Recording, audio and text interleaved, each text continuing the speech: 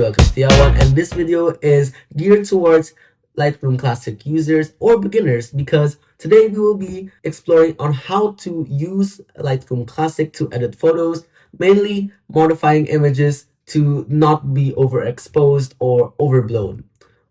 Overblown images are typically the images that you would find captured either on a camera or phone that has these white areas that you can't really make out the details of. This is what we will fix through image editing, mainly using Lightroom Classic. So the aim of today's video isn't to go into the professional parts of Lightroom Classic, rather on how you can quickly use Lightroom Classic to edit photos and make them more polished, natural, and professional. The materials that you will need to follow along this tutorial is a computer that is able to run Lightroom Classic.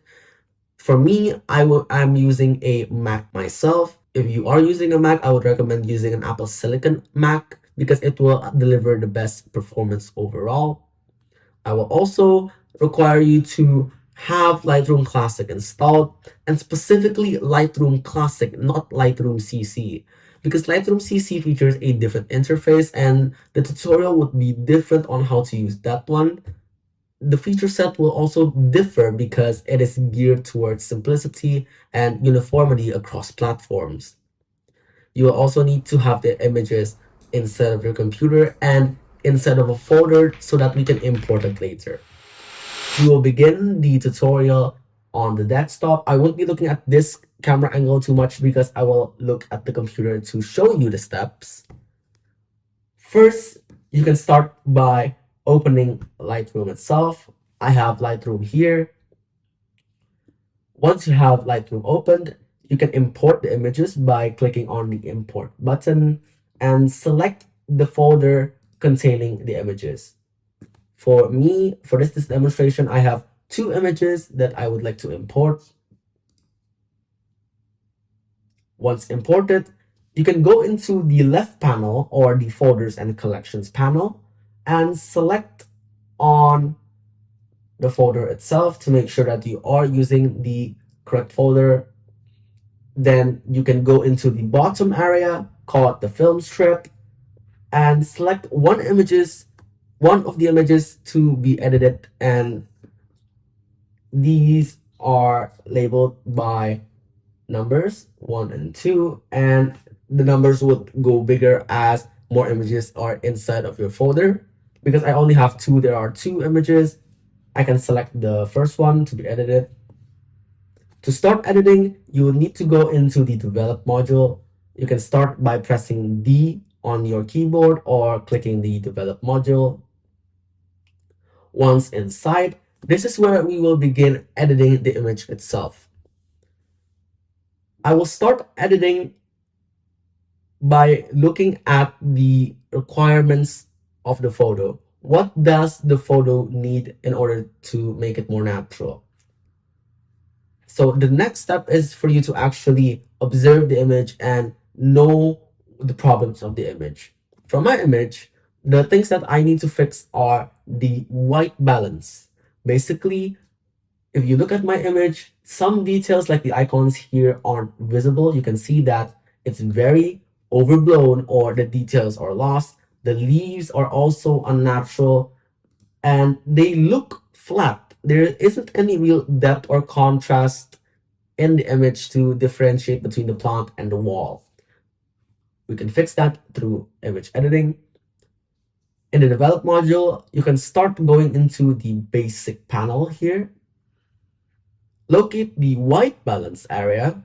It is indicated by the temperature and the tint slider. You can adjust the white balance by modifying these two sliders.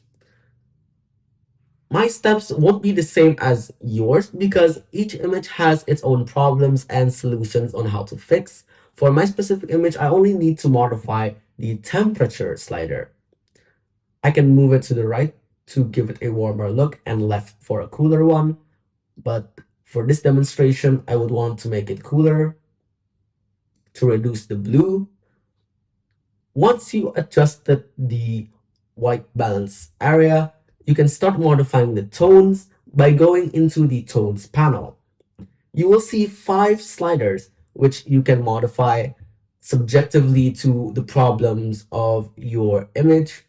For me, I would need to modify only 3 sliders overall. I would want to adjust the exposure slider.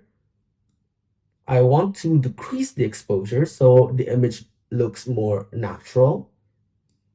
And to fix the icons here that aren't visible, I can start lowering the highlights.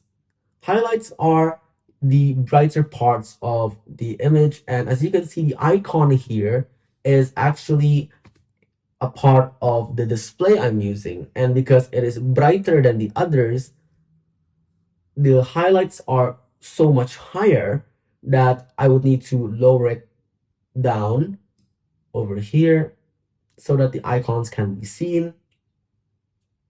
But I also want to create a contrast for the plant to be able to lift from the background. I can modify the contrast slider here and rise it up.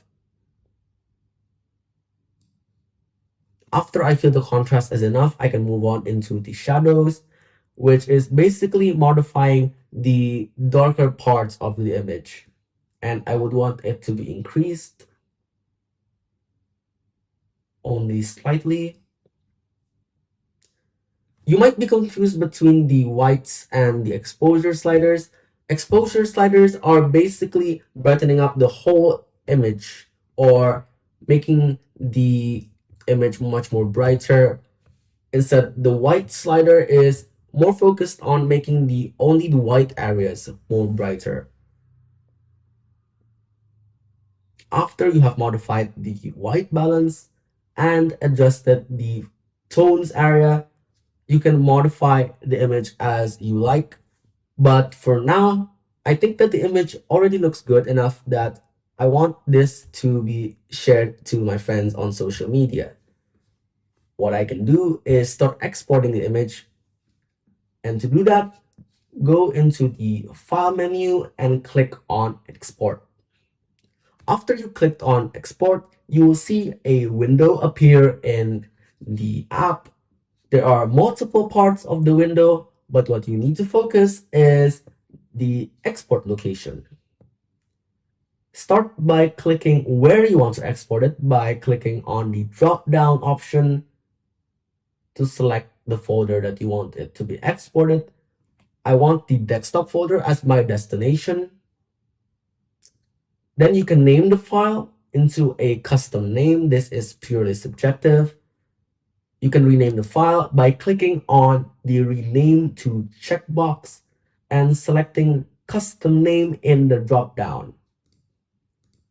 I can select the text field to enter a custom text. I can type on result.